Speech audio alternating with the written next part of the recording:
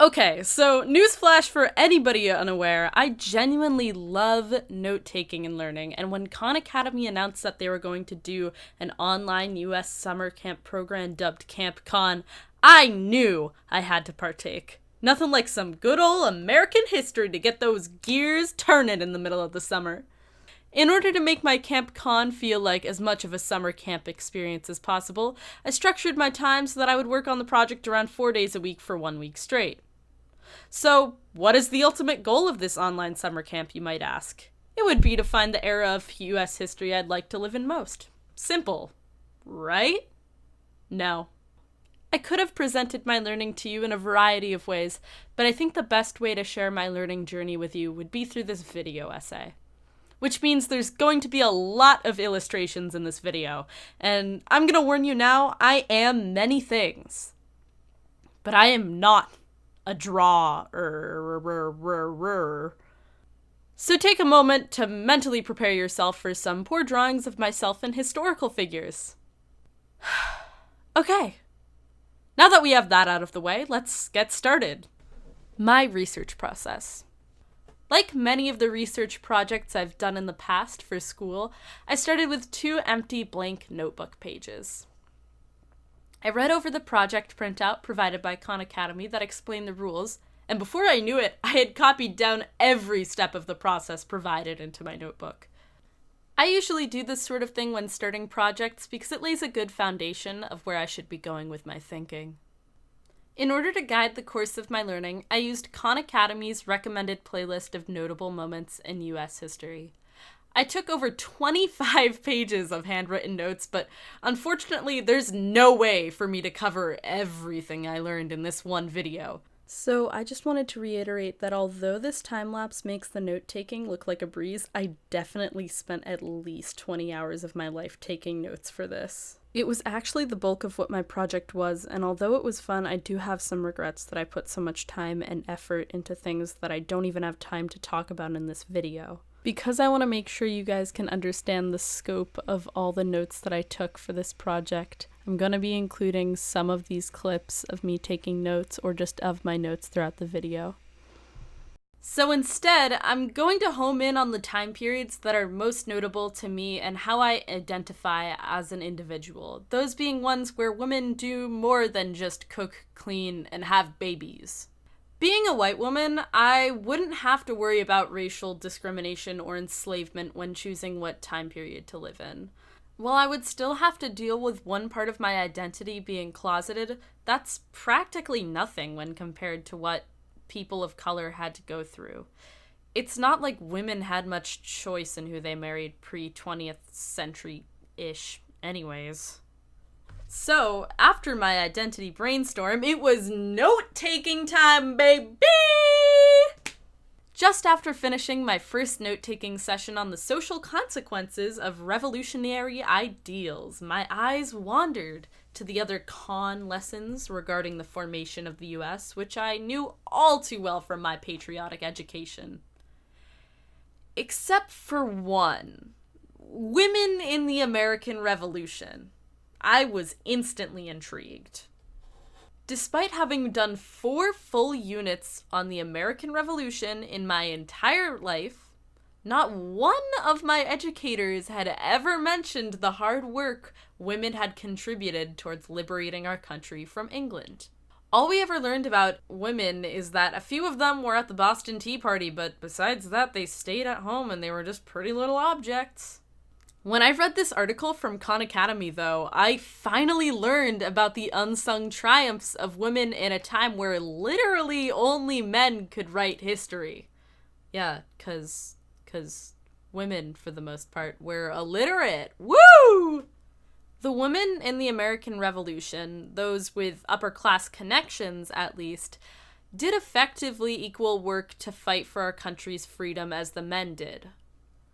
While gender norms prevented most women from actually fighting, many took on strong leadership roles, like those of Martha Washington and Esther de Burt Reed. Groups like the Daughters of Liberty, akin to the male counterpart, the Sons of Liberty, spearheaded boycotts towards imported necessities like clothing and provided homemade alternatives like homespun cloth. In order to become an independent country, America would need to start acting like an independent country. If America continued to rely on England for basic necessities like clothing, how would they ever muster the strength to actively rebel against them? The Daughters of Liberty even held public demonstrations, most notably one in Newport, Rhode Island, in which 92 women showed up and made 170 skeins of yarn. So why didn't these protests make headlines in the history books? Well, to be blunt, men at that point in history didn't really care that much about women and what they were up to, but we'll talk more about that question later. After my elation relating to women's role in the American Revolution, my expectations heightened for the next few chapters of history I had to look at.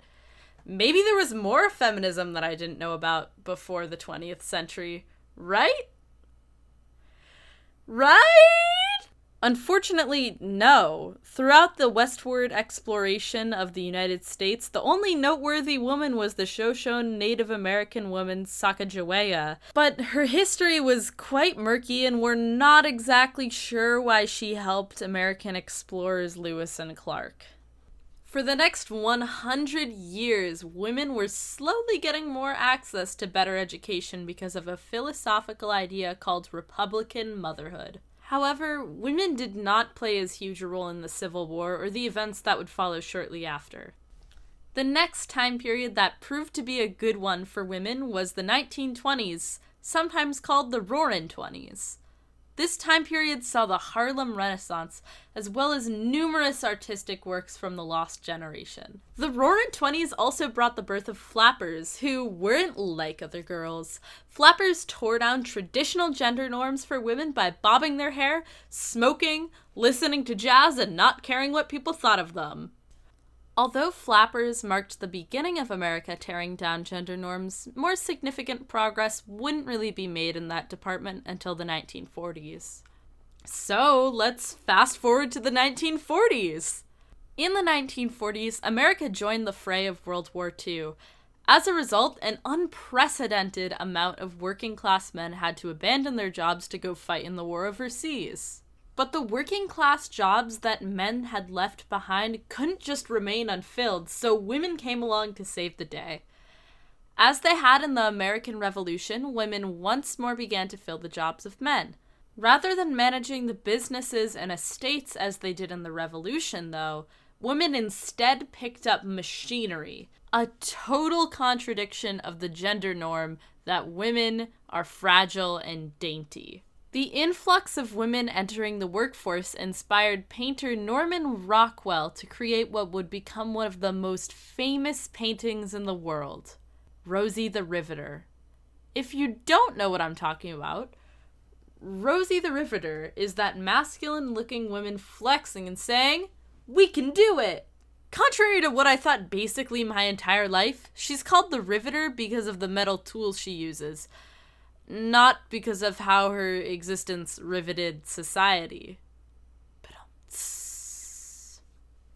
One thing that riveted me was the striking parallel between the role of American women in the 1940s and their role during the American Revolution.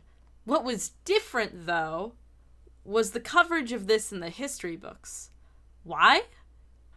Because in the American Revolution, men quite frankly did not find the accomplishments of women noteworthy. John Adams thought his wife Abigail was joking when she told him to remember the ladies during the Constitutional Convention. On the other hand, in the 1940s, Norman Rockwell found women entering the workforce noteworthy and was able to immortalize that feat in Rosie the Riveter, who remains a feminist icon to this day. So, back to the original question. What era of US history would I want to live in? If I had to choose a time in the past, I would probably go with the 1940s. While the life of a woman in the American Revolution would have been exciting, I wouldn't have nearly as many rights, and history wouldn't remember my name despite all the efforts I would make. In the 1940s, though, I would have been able to join the workforce and later on in the 1960s be an activist for feminism at the height of the fight for civil rights. But as glamorous as the past may sound, we must remember that none of the time periods I just discussed were nearly as close to equal as today. Though there are still plenty of racist, sexist, and homophobic people in our world today, our country is beginning to level the playing field. In the past 100 years alone, we've given women the right to vote, disassembled racial segregation, legalized gay marriage, and much, much more. The journey to a more equal America has only just begun, but I would still choose today over any other time period in a heartbeat. With the majority of the world's population having access to the internet, now is an easier time than ever to make your voice heard, whether it be through activism, entertainment, or simply self-expression. There are also many other perks to our modern world that you simply couldn't get even 10 years ago, like Khan Academy. Khan Academy's mission is to provide an absolutely free world-class education to everyone in the world, and they're doing a brilliant job at it. If the previously mentioned philosophical concept of Republican motherhood taught me anything, it's that a better education can lead to more virtuous citizens, which we seem to need now more than ever in our modern world. And I'm sure that as we speak, people are becoming more and more virtuous citizens because of Khan Academy. Anyways, to wrap things up, thank you to Khan Academy for putting together this lovely summer program. And of course, thank you, the viewer, for watching this video and listening to me ramble about history. I hope you enjoyed it, or at the very least found it iconic to listen to. That's going to be all for now, so thank you so much for watching, and of course, remember to stay hydrated. Peace.